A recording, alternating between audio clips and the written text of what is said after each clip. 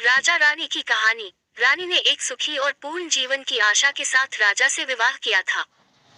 लेकिन जैसे जैसे समय बीतता गया, उसे एहसास हुआ कि उसकी शादी वैसी नहीं थी जैसी उसने उम्मीद की थी।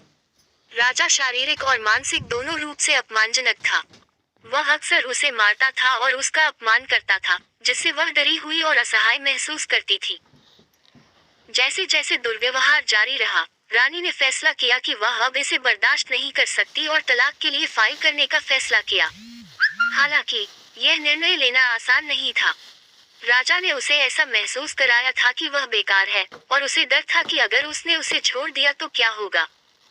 लेकिन रानी जानती थी कि उसे अपने और अपने बच्चों के लिए स्टैंड लेने की जरूरत है। तलाक की प्रक्रिया लंबी और दर्दनाक थी। रानी को अपने बच्चों की कस्टडी के लिए अदालती सुनवाई और लड़ाई से गुजरना पड़ा। इसके अलावा राजा ने उसे या बच्चों को कोई भी गुजारा भत्ता देने से इनकार कर दिया, जिससे उन्हें गुजारा करने के लिए संघर्ष करना पड़ा। लेकिन रानी ने अपने और अपने बच्चों के लिए बेहतर जीवन बनाने की ठान ली थी। उसे एक ऐसी नौकरी मिली जो उसे पसंद थी और उसने अपने परिवार का भरण पोषण करने के लिए कड़ी मेहनत की। उसने सहायता समूहों और परामर्श सत्रों से भी मदद मांगी, जिससे उसे दुर्व्यवहार के आघात से निपटने में मदद मिली।